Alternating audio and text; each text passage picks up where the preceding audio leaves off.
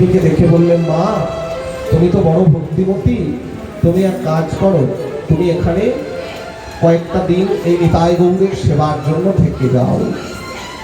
সঙ্গে সঙ্গে চন্দ্রশশী দেবী সম্মত হলেন, কারণ মনে মনে ভালোবাসেন গৌরকে। আজকে সেই বিগ্রহ দেখে বড় আনন্দ পেয়েছেন। রাত্রিকালে চন্দ্রশশী দেবী ঘুমাচ্ছেন।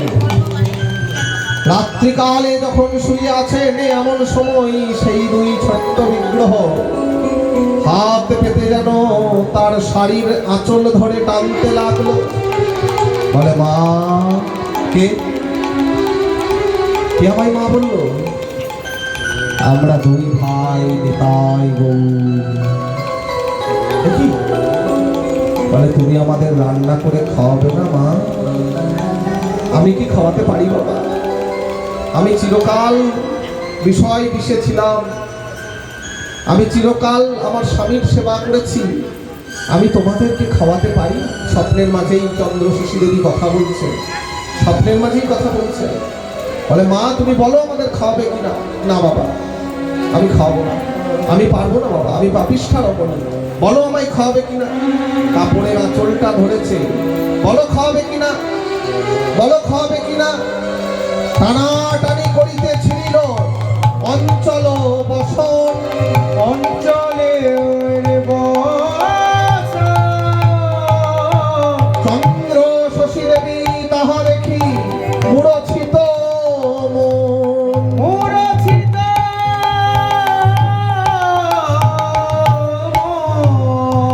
টানাটানি করতে করতে স্বপ্নের মাঝে আঁচলটা ছিঁড়ে গেল, ঘুম ভেঙে গেল চন্দ্রশশী দেবী। না না না, দেখি, ও আমি তো স্বপ্ন দেখছিলাম। নিতাই গৌর কি কখনো ভালোবাসতে পারি এইভাবে? কখনো কি সামনে এসে খেতে চাই? এটা নিতান্তই নিছকই একটা স্বপ্ন ছিল, তাই সেই স্বপ্ন কখনো সত্যি হয় না।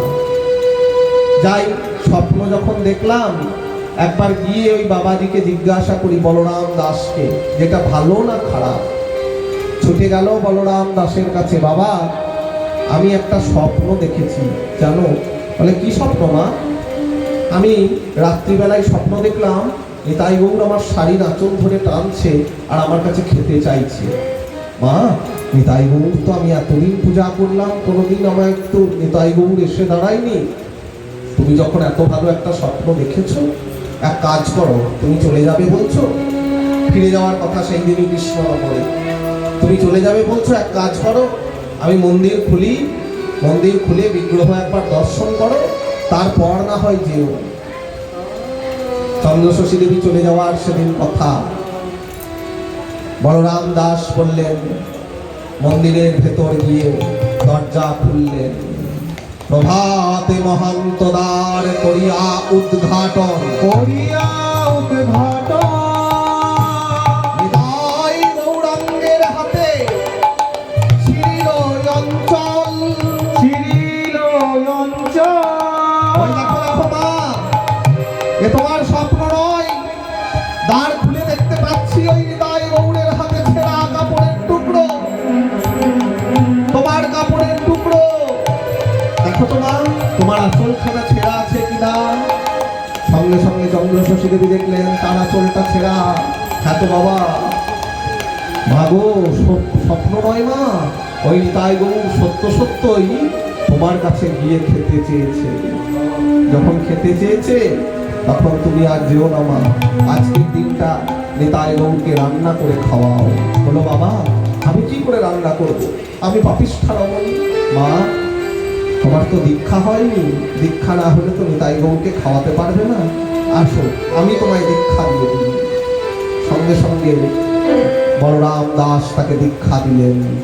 দীক্ষা হলো চন্দ্রশশী দেবী বলল, মা তোমার অনেক বিষয় সম্পত্তি, কিন্তু কাঙালের ঠাকুর ওইসব খেতে ভালোবাসে না।